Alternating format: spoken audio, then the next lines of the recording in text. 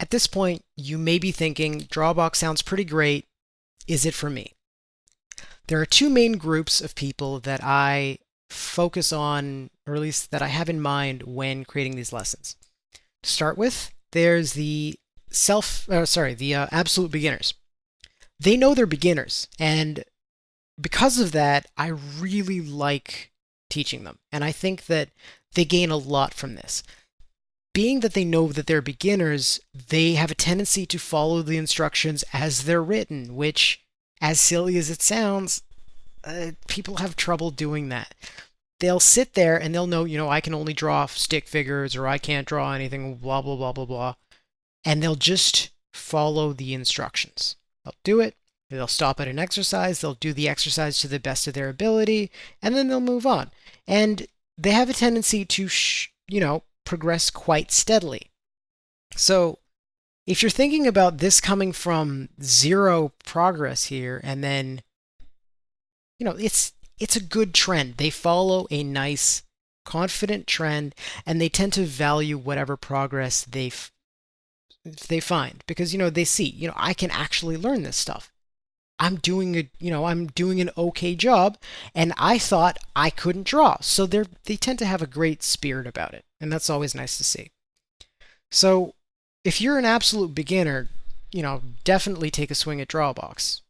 It should give you a nice structure that can then make all those other lessons and tutorials and all that fun stuff make a lot more sense.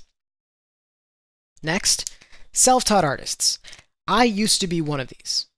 I stopped being one when I was about 23 years old, and I went across the continent to LA to take courses from some really great instructors. But from about age 12 to I'd say, 22, 23, I was totally self-taught. And up until age 22, I only drew whatever I felt like. I didn't do any exercises. I didn't do any photo studies. I just was doing the things that were comfortable to me, that were fun, blah, blah, blah. And the problem is that it resulted in a lot of holes in my understanding.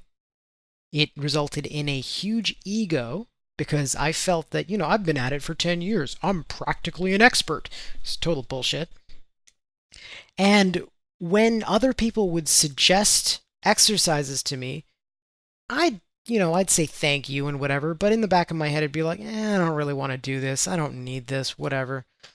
And it resulted in me just spinning my wheels. And so I had a lot of plateaus.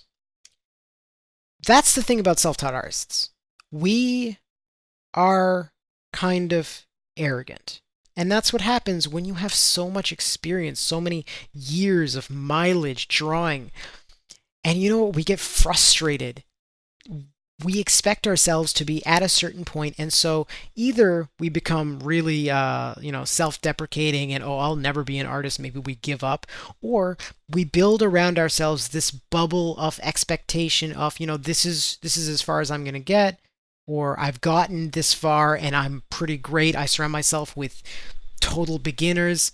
Some people might say that I do that to myself right now, but anyway, when it comes to coming back to this sort of course, which is really just giving you the bare basics and really just, we start with mark making. You'd expect a self-taught artist to feel, I know how to do that. But the fact of the matter is, a lot of them don't entirely understand these mechanics. And so when they're reintroduced to them, many of them have that moment where they're like, oh crap, I don't know anything.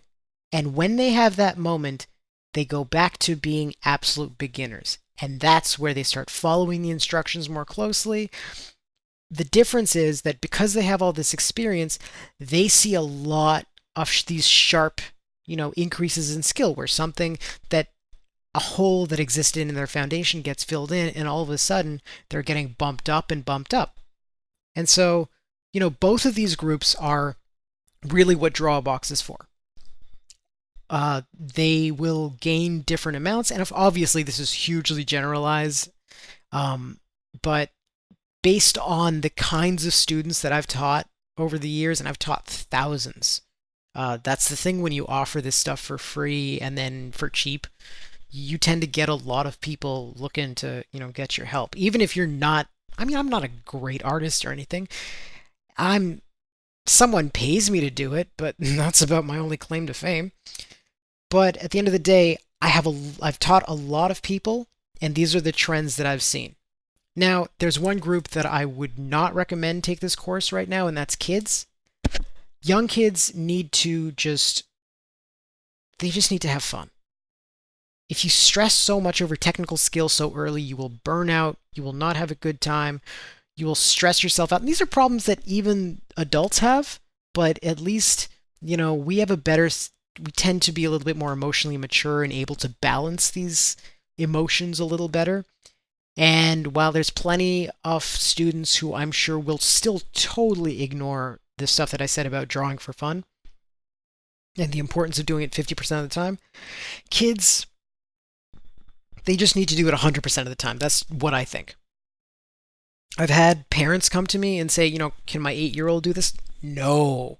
Don't put an 8-year-old through this. Don't put a 12-year-old or 14-year-old through this. It's not fun. And they have, a life full of homework and projects and extracurriculars, and just leave them alone. When they're older, they can come here of their own volition, and I'm sure they'll have a lot to gain, because then they'll be in one of these other categories depending on how they've chosen to spend their time. But till then, just leave them be.